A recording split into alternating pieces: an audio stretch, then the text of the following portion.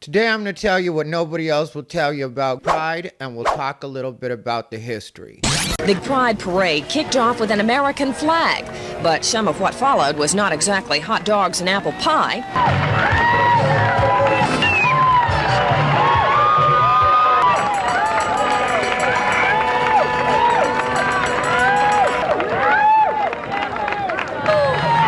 What does gay pride mean to you in 1987, Rick?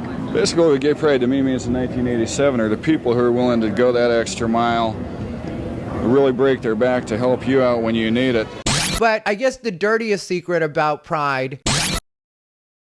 What's up, everybody? Ty Rivera here, the absolute best LGBTQ comedian in the world. All right, folks, I decided to wear yet another Trump hat, Make America Great Again, just because I didn't realize how many people didn't know, and a bunch of people are upset with me. I don't care. So let's get on to gay pride. Before we get started, I'm just gonna ask that you like, comment, and subscribe. If you wanna leave a comment just to help me on the algorithm, but you don't know what to leave, just put a knife, because you know somebody's gonna come for my neck like they have been the last 2 or 3 days. Here's what nobody wants to tell you about gay pride. I noticed that people go two ways about what pride is when it comes to some of the more risque aspects that you'll end up seeing on social media, as far as people wearing fetish gear, as far as people being in things like T-backs and G-strings and the skimpy little underwear, and even some of the women and what they do and the trans women. And that's always been a part of gay pride. So when the more conservative LGBT, funny that I would say that, ironic, but when the more conservative LGBT try to act like this is not what it was about, this is what it's always been about. It's always been part shock value. No, really, if straight people can do all this carrying on and holding hands and kids in the park, why can't we do it? Because pride was about letting your freak flag fly. That's what pride used to be about. Because in generations like mine, and before mine especially, we were not allowed to express ourselves the way that we wanted to at all points. Like, I remember when I first came out, when I was super young, as gay people, we would lie to each other about where we worked or about our professional lives altogether, because there was always the worry that somebody was going to out you and ruin your life. He's a closet queen, and you can find him in Howard Johnson any night. And what color underwear did you wear? Pink.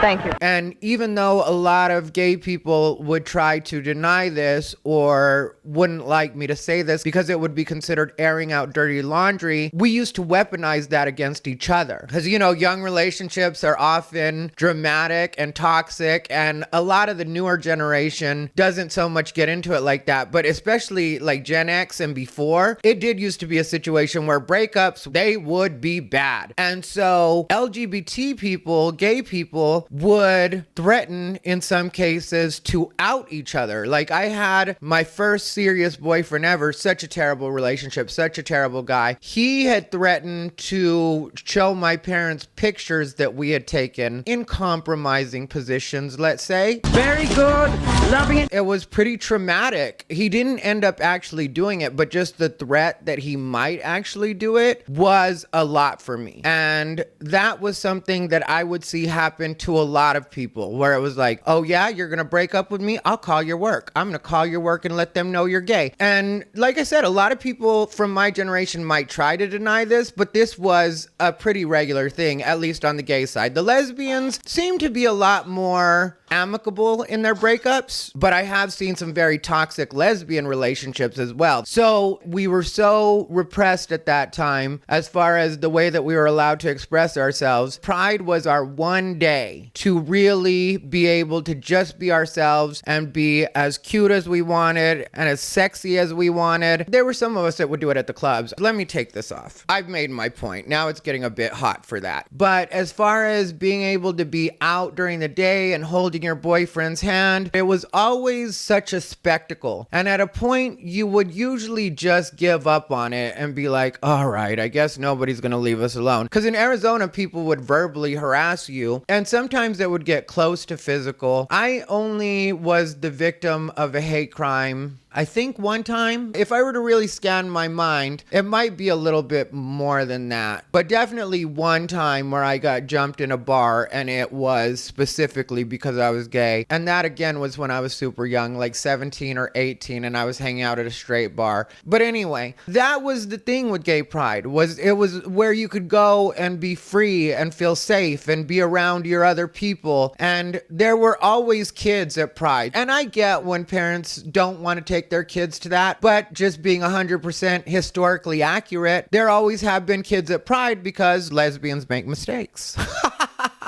So you'd have these lesbians' little mistakes running around because at that time, people used to come out much later in life. And in a lot of cases, they would have lived straight lives, or at least tried to live straight lives, because they wanted to make their families happy. So you would have lesbians that had their kids, and so they'd come and they'd bring their kids out. But once people saw kids, they would try their best to not traumatize them or give the wrong idea or impression. But as far as people kissing and holding hands and all that benign stuff, because I remember one time I asked my sister outright, because she had a young daughter, and I asked her outright, because this was in different times, obviously. So I asked her, how would you like me to conduct myself around your daughter when it's me and my boyfriend at the time? I had a longtime boyfriend, and I was never the kind that would make out in front of my family anyway. But if he's going to work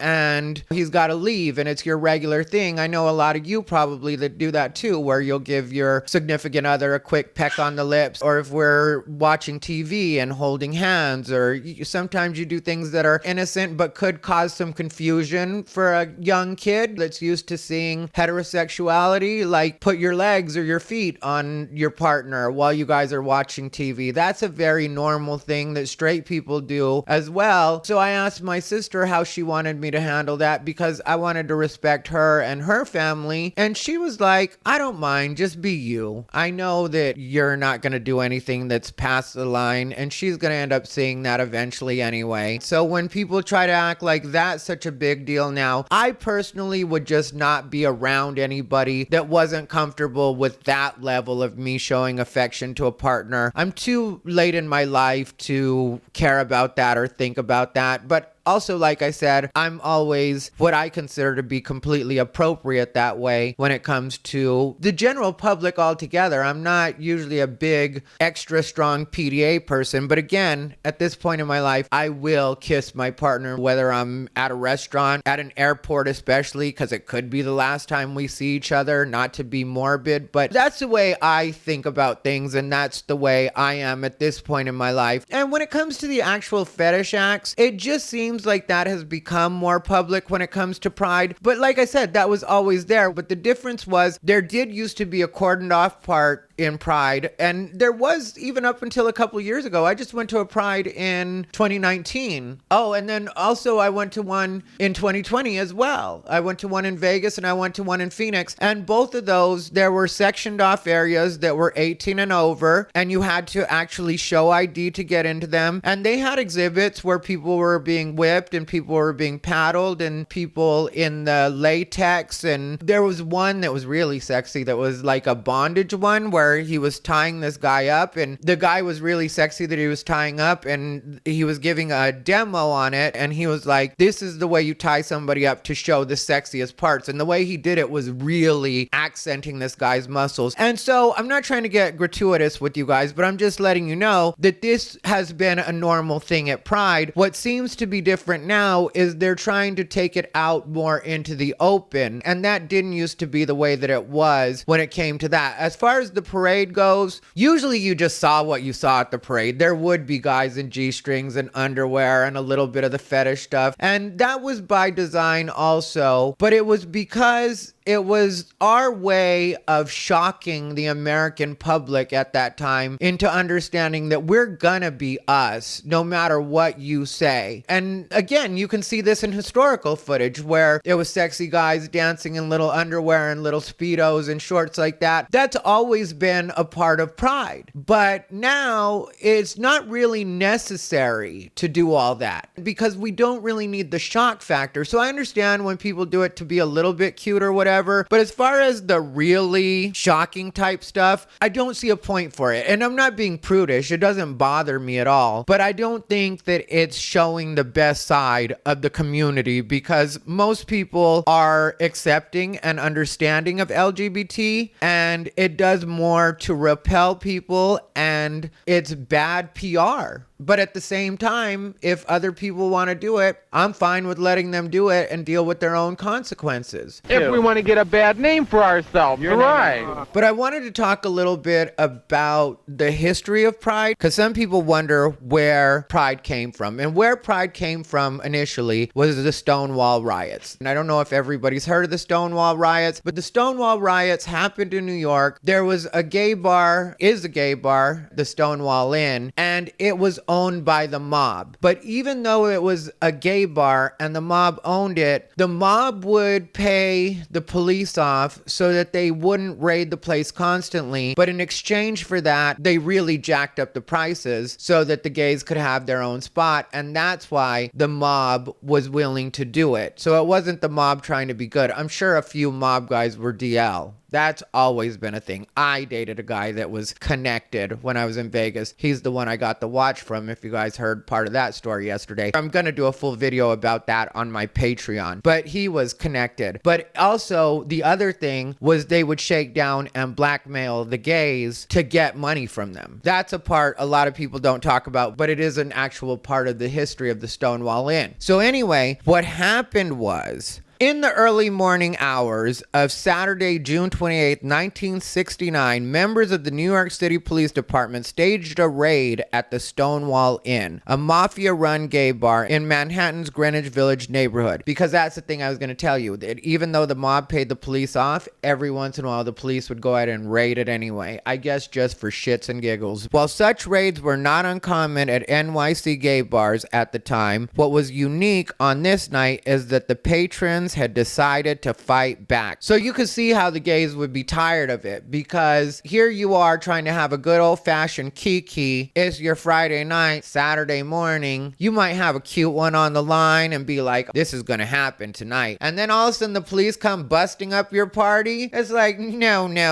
Margie. You will not ruin my Friday night, Saturday morning. They decided to put the kibosh on that. If we allow them to shenan once, they're gonna shenan again. And so what happened was the patrons started throwing bottles and shoes and glasses and anything they could throw at them, to the point where the police retreated by going into the bar, and then the gays were outside with the police trapped inside, because the gays weren't ready to let the police go at that point. What the gays decided to do was set the bar on fire while the police were outside.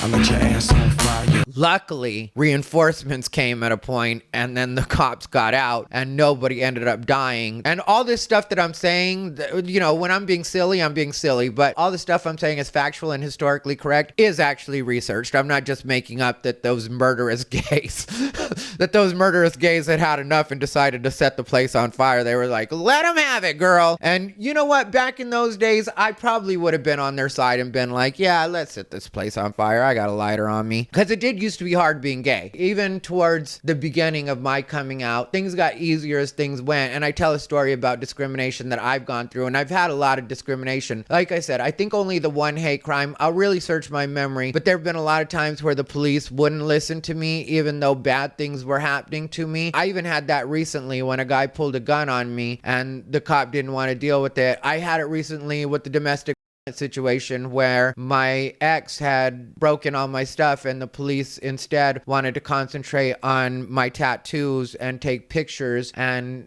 make sure that I wasn't gang affiliated. And that happened in 2019, I believe, was when that happened. It was, 2019 was when it happened, April of 2019. So even now we deal with certain injustices as gay people. So there is a bit of a fight still to be done, but I just don't think that the way the activists go at it are going to be the most effective. Let's move on though. The Stonewall riots, also known as the Stonewall Uprising and the Stonewall Rebellion, lasted several days and are credited as the spark that ignited the modern day LGBTQ rights movement. So that's what happened that started it. And obviously there's more to it. The riots went on for a couple of days, but what eventually came from it was the gay liberation movement. And that's where we move on to the first Pride March. The first Pride marches in the US took place on June 28, 1970, exactly 1 year after the start of the 1969 Stonewall riots. In New York, organizers dubbed their event the Christopher Street Liberation Day March. In a New York Times article the following day, the paper wrote, "Thousands of young men and women homosexuals from all over the Northeast marched from Greenwich Village to the Sheep Meadow in Central Park yesterday, proclaiming the new strength and pride of the gay people." The same day as the NYC March, Los Angeles held a Christopher Street West celebration on Hollywood Boulevard that drew thousands. According to LGBTQ historian Lillian Faderman, there were also two very small marches in San Francisco and Chicago that year, but New York City's was the largest by far. So that's the way that it all started as far as the Pride marches. And then as the years went by and different states became looser and the gays became more bold, that's when you started having Pride spread to other cities. And in some places, they've only had Pride for a couple of years now. The first time Gay Pride Month was actually recognized, though, because the first mention of Gay Pride Month publicly or in a newspaper was in 1972. But the first time that it was recognized by any kind of real government official was in 1989. They had written an article about Mayor Ed Koch being heckled as he proclaimed the month of June as Lesbian and Gay Pride and History Month at a ceremony in Greenwich Village. So then the next thing was being recognized on a national level, which that didn't happen until 1999. President Bill Clinton was the first to declare a Gay and Lesbian Pride Month in June 1999, the 30th anniversary of the Stonewall riots. In his proclamation, Clinton drew attention to recent violent attacks against the LGBT community, likely referring to the murder of Matthew Shepard in October 1998. And see, at that time, a lot of things were happening like that, and that's where a lot of the fear for my family and a lot of LGBT people's families. I was so young that I didn't care about that. I was young and I was gay and I was living my best life, but I knew that I did have to watch myself. You did have to be careful. There was a story of one of the bars that I went to. It's not there anymore. I don't think it's called the Back Door in Las Vegas. I know, appropriate name for a gay bar, the Back Door. But literally it did have a back door, like you came in through them.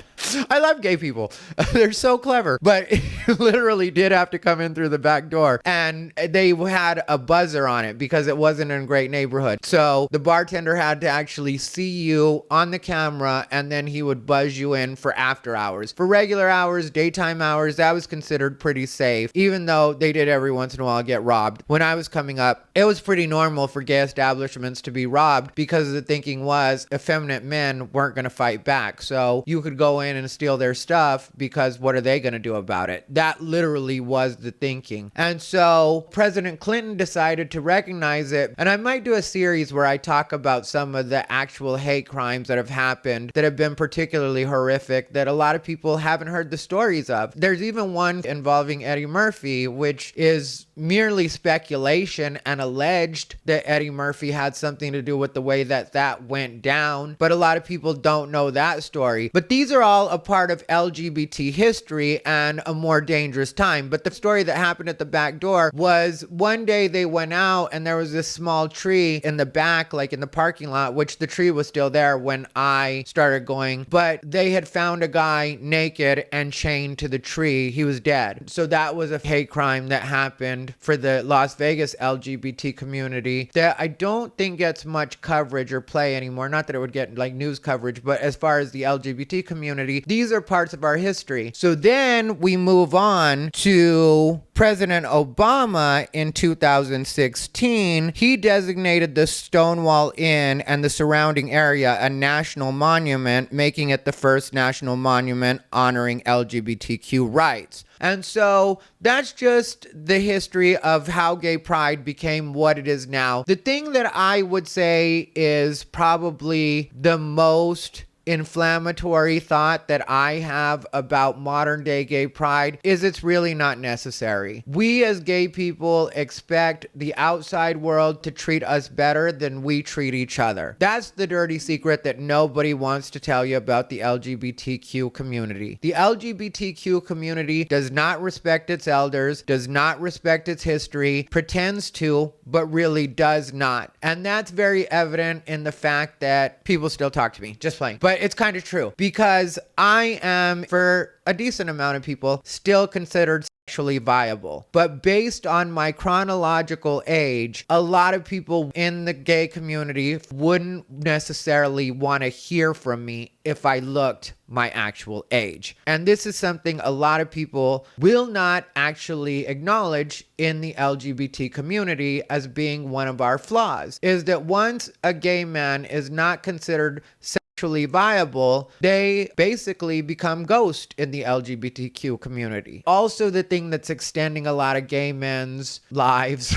and this is going to sound bad, but it's true, is that daddy fetishes have become a thing in the LGBTQ community. So that's also a part of why I'm considered sexually viable still, is because if you squint, I still look younger than my age. But also, if you end up figuring out my age because I don't feel like dyeing my hair, or I'm just willing to be me sometimes and not zhuzh it up at all. I haven't gotten Botox in quite a while. But if you don't feel like doing that at a particular time and you just look your age, there's going to be a certain amount of guys that are going to go for you anyway, because right now daddies are in. And lesbians are disappearing at a rapid rate because so many of them are turning into trans men, even though a lot of people wouldn't acknowledge that. And there's also a ridiculously low number of actual lesbian bars in the country. Currently, there are 32 open lesbian bars in the United States as of 2024. And that is because as queer people in many parts of the US fought for increased rights and attained a higher level of mainstream acceptance, the demand for dedicated lesbian bars diminished. Bars catering to queer men also struggled to remain open, but lesbian bars shuttered at an even more alarming rate, with very few new ones opening. And that's what they get. Just to be 100% honest, the lesbians were always no fun. They would get mad at us for being shirtless in their bars. They would get mad at us as gay men for even walking into their bars, even if we were fully clothed. And guess what? The fags may be too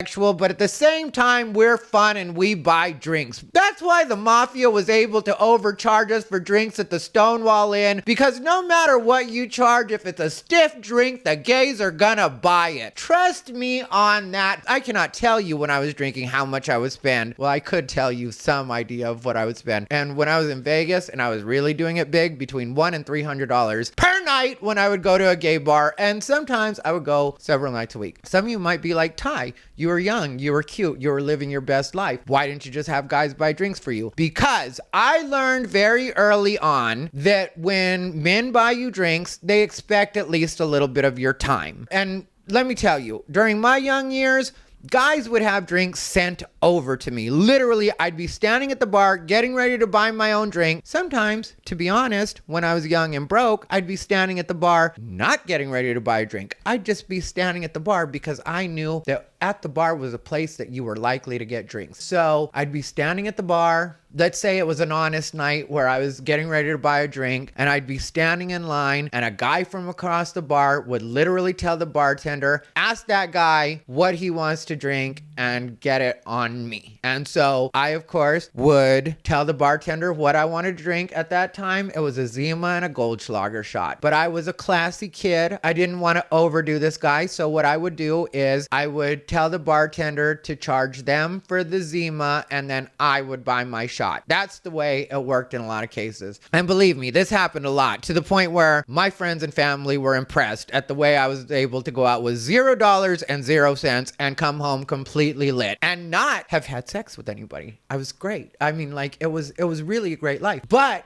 I learned because the bartender would always say, this guy is the one that, or that guy, and he'd point to him. And then I always would go over and be polite and say thank you. And we'd talk for a minute. And in a lot of cases, I didn't have anything in common with these guys. So at a bitchier point in my life, I had this thing I would do where if a guy was boring, I'd walk over and thank him for the drink. And if he turned out to be boring or a creep, I would literally slam his drink in front of him, like just, because it would be a Zima, or at a point there was Bud Light. I would drink Bud Lights too. And I would literally just slam it in one drink, two drinks, like go, go, go, go, go, go. And then I'd tell him, time's up. And I put the bottle down in front of him. And maybe I should have got my ass kicked for some of that behavior, but it didn't happen. Another one that I would do was guys would give me their number on like a piece of paper or a matchbook. And if they got on my nerves while we were talking, I would literally rip it up in front of them, or I would throw it in the trash in front of them. That's something I would do. I was not a good kid, but I was literally a kid at these bars at that time. But my point is, I learned early that guys would expect something from me if I accepted their drinks. So when I started making enough money, because in Vegas I was making a lot of money, I just got to a point where I was like, okay, I will not accept anybody's drinks, and then I never have to give anybody any of my time. And also it was kind of nice when you were making that kind of money to be a big shot, because if I spent $100, that would usually just be me drinking and tipping, and maybe buy a friend a shot or a drink here and there, because I wasn't cheap at all. I would buy my friends a drink, or if I was interested in a guy, because by then you're in those years where you're both doing okay. So I would buy them a drink, they would buy me a drink. I would buy them a drink, they would buy me a drink. Like if I was really interested in a guy, and like we'd keep it pretty fair like that. But then the $300 nights would be where you're doing shots and buying a couple of people shots, and those nights were more rare, but they happened enough where I know the number 300 was like, I spent $300 at the bar last night, and then I'd be like, okay, I guess I'll just make more money today. I wasn't sweating it, but at the same time there were points where I was like, spent too much money this week at this bar. But the bartenders loved me because not only was I a good looking kid, but I also would spend money, and like I said, I would tip them, and I would tip them well for taking care of me, but they did have to take care of me because some nights I would get too lit. So anyway, my point is, those lesbians deserve their bars to get shut down because they were shitty. And I remember the way that they would even body shame you for being like sex positive or any of that kind of thing. The lesbians were a real wet blanket, and they're not like that anymore. The ones that I know these days are not like that. It does seem to be a thing of the past, and I guess I could see their resentment because even though they were the most socially accepted, we were always the most fun. They were always known for kind of being like a little bit of an Eeyore of the gay community. And then in a lot of cases, they would organize the gay pride parades, and then the gays would just show up and kind of take credit and make it fun and be the face of it at that point. So I guess I can kind of see that, but a lot of that has gone away between the gay men and the lesbians. And at that time, the trans people didn't really want to be too much a part of it because their goal was to one day blend with regular society and live as the gender that they were the most comfortable in. So that was what their thing was. So they didn't really want to be too known in the gay bars at that time or in the scene that way in a lot of cases. And if they did, they wanted to be seen as above, especially male to female, because those were the queens. And that's a lot of who I hung out with. And we were great. I loved them. And they've been lifelong friends at this point. But there was that period where they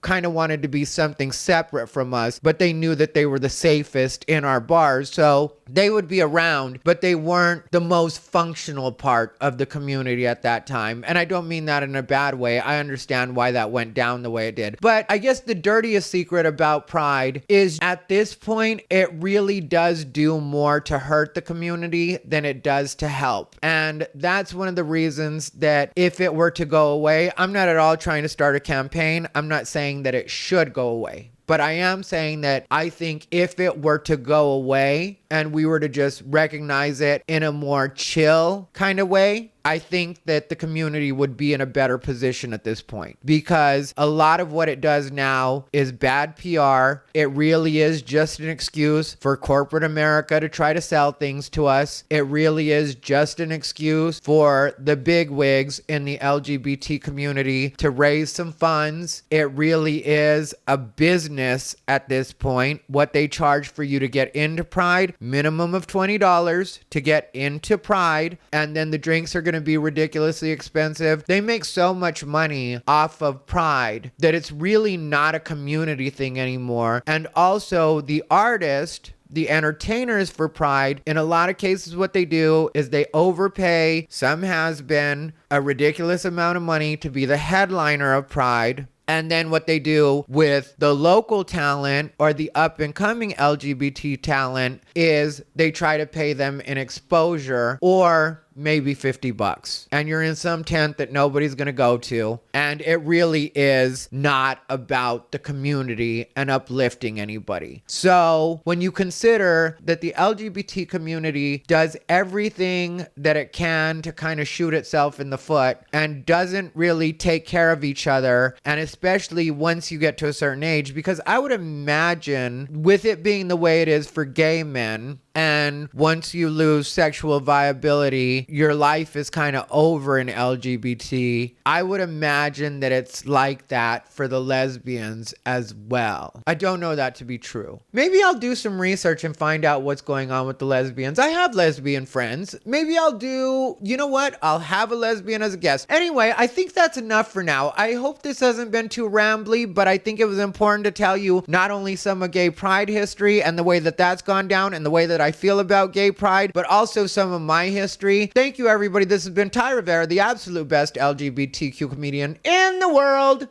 They bought into his bullshit.